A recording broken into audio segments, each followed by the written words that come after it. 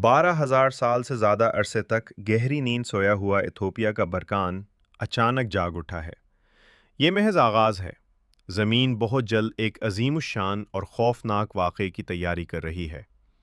चंद घंटे पहले ही ज़मीन फट गई। ऐसा धमाका हुआ जैसे कोई एक्मी धमाका ज़ेरे ज़मीन हुआ हो। इथोपिया के इलाके अफार में एक छोटा सा गांव अफदीरा है। अचानक लोग उठे तो ज़मीन हिल रही थी। दिन रात में बदल गया। आसमान पर धुएं की गहरी चादर छा गई और लोग भागते फिर रहे थे। समझ ही नहीं आ रहा था कि हो क्या रहा है। और फिर यकायक एक सतून राख आसमान की तरफ उठा जो तकरीबन 45,000 फुट बुलंद हो गया। एक काला बादल आसमान में दौड़ने लगा, जैसे कोई शैतानी ताकत जमीन के अंदर से निकल आई हो। मिनटों में पूरी दुनिया ये मंजर दूर से देख रही थी। यमन, ओमान, मुत्तहिदा अरब अमारात और रास्ते में भारत और पाकिस्तान तक। ऐसी राख जो बरे-आज़मों को पार करके जा रही था, और वो भी एक ऐसे बरकान से जिसे दुनिया भूल ही चुकी थी कि वो अभी जिंदा भी है या नहीं।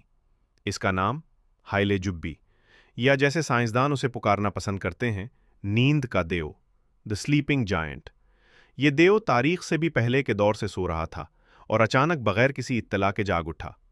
और सबसे खौफनाक बात यह कि इथोपिया खुद समझ पाए, इससे पहले ही दूसरे मुल्क मुतासिर होना शुरू हो गए। हवाई जहाज फजा में ही वापस मुड़ गए। भारत ने हवाई आलूदगी की वजह से अलर्ट जारी कर दिया। सल्तना ओमान सैटेलाइट से राख को ट्रैक कर रही है, और दूर दराज के मुल्कों में भी जमीन पर राख की तहीं जम गई। अब सबसे बड़ा सवाल यह है, अभी क्यों? 12,000 साल से सोया हुआ बरकान अचानक अभी क्यों जागा, और बिल्कुल इसी जगह पर क्यों?